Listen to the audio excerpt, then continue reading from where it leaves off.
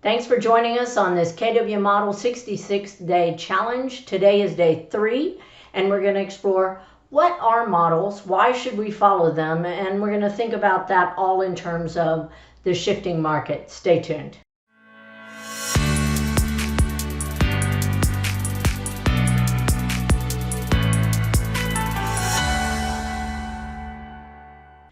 I am Cathy Naiser with the Naiser Real Estate Group here at Keller Williams Realty Cityview in San Antonio, Texas. Today we are talking about models. So what is a model anyway? When I looked it up on Google, the definition said it's a system or a thing used as an example to follow or imitate. A system or thing used as an example to follow or imitate. So we all use models. The models are kind of the way we do things. A model that's presented for use is usually drawn out and kind of explained, but you have certain ways of doing things. It's kind of like scripts. You know, I have people all the time that say, I don't like to use scripts, it doesn't sound like me. So I just invite them to listen to themselves. What do you typically say to people on the phone about real estate? How do you answer the phone? How do you talk about listings? How do you say any of that? Well, that's a script. It's just the one you made up. And if you listen long enough, you're probably doing the same one over and over and over. Would you rather use the script you made up or the one that's been proven for success? Now, we're studying things from Gary Keller's books, models that he presents. And today we're looking at the Millionaire Real Estate Agent. And the models that he puts forward in all of his books are not models he just made up. He didn't show up one day and said, by guess and by golly, I think we're going to do this. And I think we should do that. And I have this great idea to do this. He went out and researched, found top agents across the countries, different companies, different, levels of production, but successful agents, very highly successful agents at what they were doing. And he interviewed them, he researched them and interviewed them, and then he put all that together and said, you know what? All of these high achievers do the same kinds of things. And then he put those forth as models. So whether we're powering through the shift, we're working to build our business later, these models help us. They're the foundation of what we can really hang on to right now, especially when we maybe don't know what to do because of the COVID-19 virus, because of the shifting market. So how important is it to you to succeed in this shifting market? That's what you have to think. These are models that are proven to work. So if you hunker down and do these, if you're committed, then you can power through.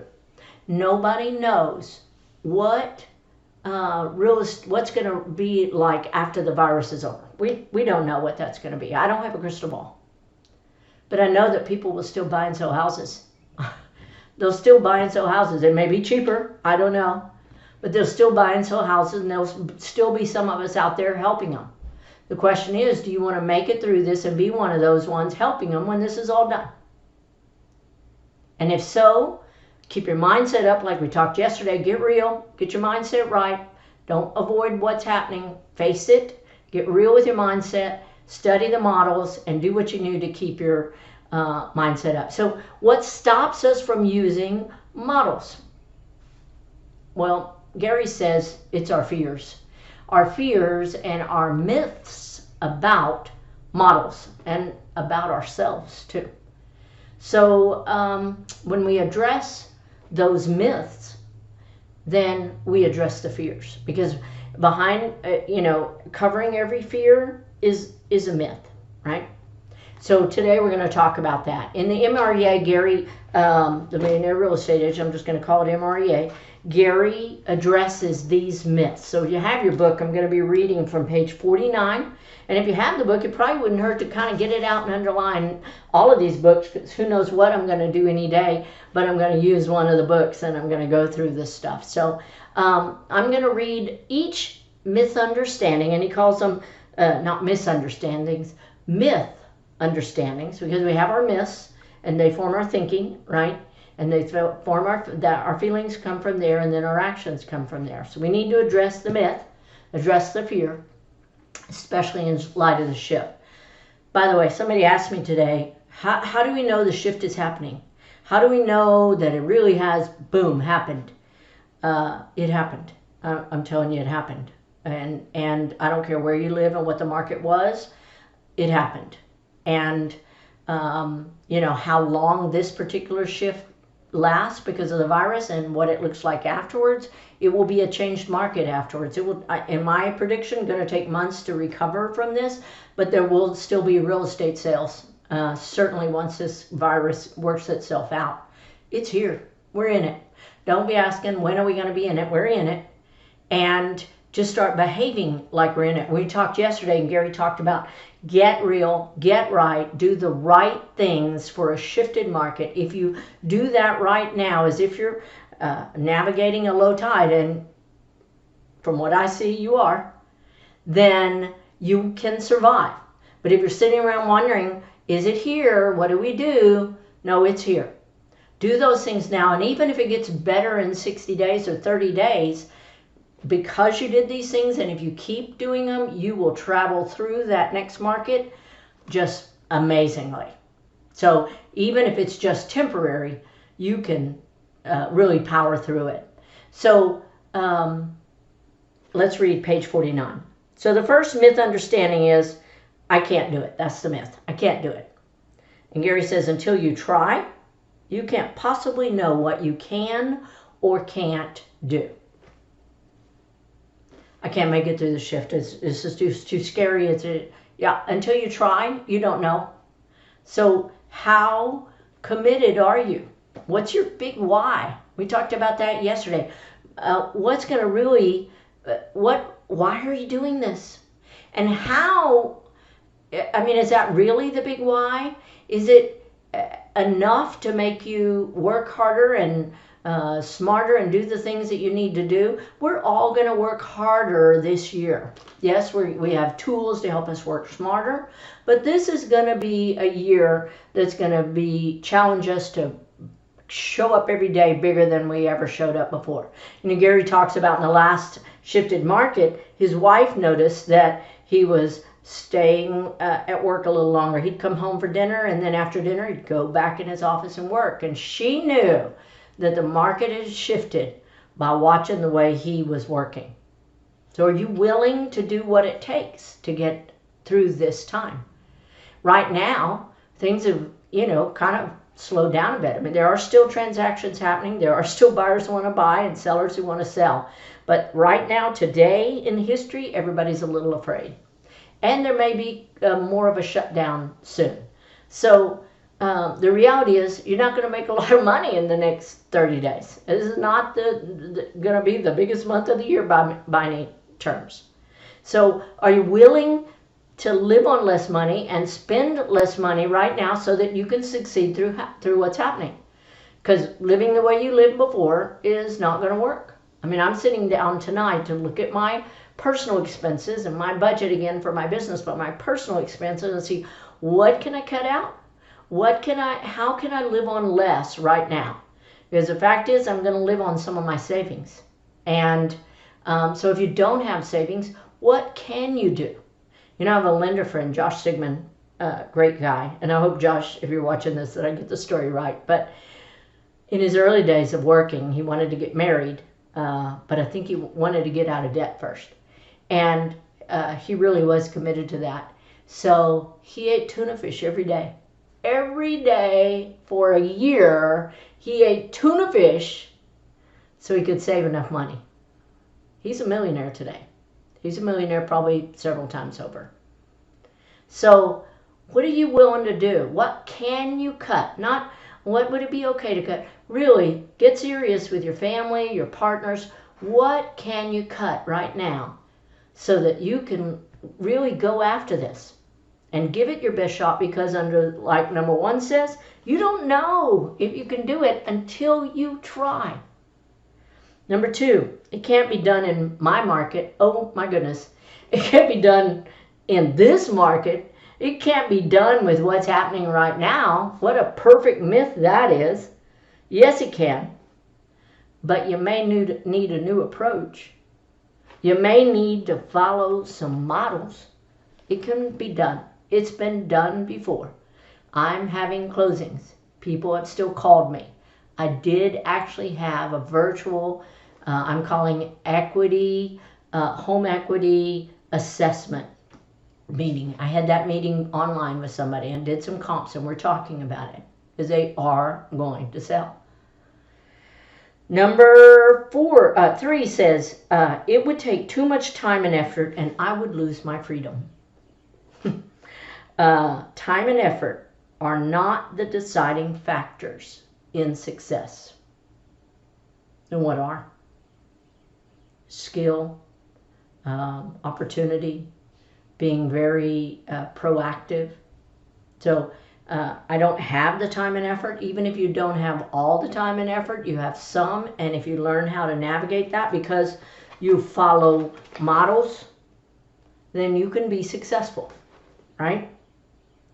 And the reality is, you know, people get into real estate because of the freedom. And I don't care how big of a team or small of a team you have. We all have a bit of freedom because we're in real estate. There's certain, you know, if we want to go to that thing of our kids, we can go. If something happens in our family, we can go take care of it and schedule around it. We have that freedom. But the reality is the ones who are very successful get up and go to work every day. Every day. So, you know, if you talk to all the top teams in the market center right now and all the top individual agents, I'm an individual agent, even though it says Naiser Real Estate Group. I have amazing administrative staff. But we all get up and go to work every day right now. I have a 9 o'clock Zoom meeting with my team, and after that, we're all sitting at our computers right now. We are making hay while the sun's not shining. We are going into command, getting our contacts updated. They're doing a lot of that while I'm making phone calls. So it's not the time you have. We all have only a certain amount of time. And if you have children or something, you have made less. But it's what you do in that time. So how committed are you on a scale of 1 to 10 to doing what needs to be done? How committed are you? And you know the saying, when the going gets tough, the tough get going. Are you ready to get going? Are you getting up every day and going to work? Do you have a schedule? Well, I don't need to go anywhere. No. Do you have a schedule for what you're going to do when you're sitting in your office working or wherever you have? I don't care if it's a corner of your house where you put your laptop. Do you have a schedule for what you're going to do? What are you going to do from 9 to 10? What are you going to do from 10 to 11? I'm still kind of working mine out. When am I going to exercise? When am I going to eat? When am I going to work? When am I going to make phone calls? What's your schedule? And how committed are you to it? Are you making calls? So let's talk about calls for a minute. Yesterday on the video I said that who wouldn't want to understand that we need business right now? And my MAPS coach got me to think about that this morning a little bit more. I love coaching because it makes me be better than I would be by myself. But he said, is that really the conversation that people want right now? And it's not right now, not when things are shutting down, not when we don't know what's happening, not when we see staggering numbers growing every day. That's not what people want to hear right now. Right now, MAPS Coaching is really encouraging our coaching clients to have a different conversation, to say, how can I help? And so I realized today when I made my calls, that other phone call was really awkward to make. So I've started saying, hey, Ray, this is Cathy Naiser. This is not a real estate call. Just take it off the table right away. Because otherwise, when you say, how can I help, and let me know if I can help you, they're going to think, how can I help you with real estate? That's what they think. So I'm just taking it off the table right now and saying, this is Cathy Naiser, Naiser Real Estate Group. This is not a real estate call. I just wanted to check in and see how you're doing. And then I listen to them, and they ask how I'm doing, and I'm telling them I'm hunkering down, I'm staying well, I'm working every day. There are some houses selling. But mainly I wanted to reach out and see if you needed anything or if you knew anybody that needed anything. Not real estate, anything. Groceries bought, anything.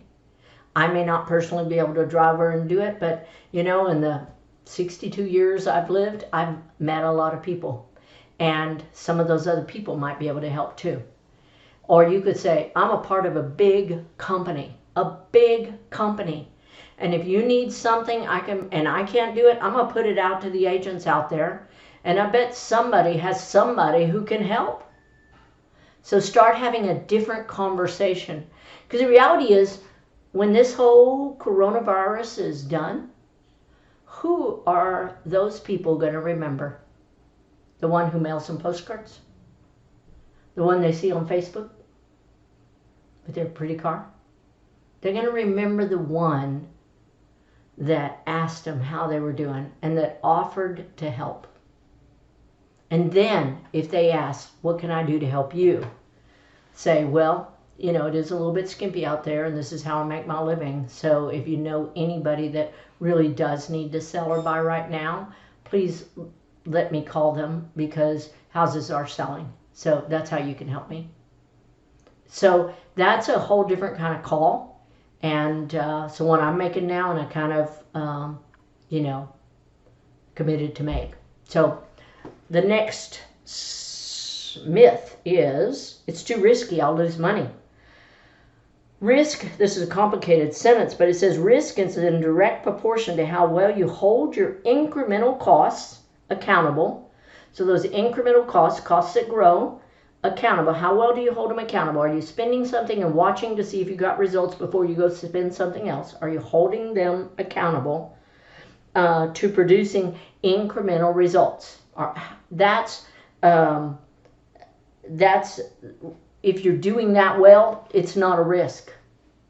And thank God through Command that we have this database where you actually can do Facebook ads right now for, you know, $10 to $30. That's amazing. Dig into Command. See how you can do campaigns. See how you can do designs. Your social media posts.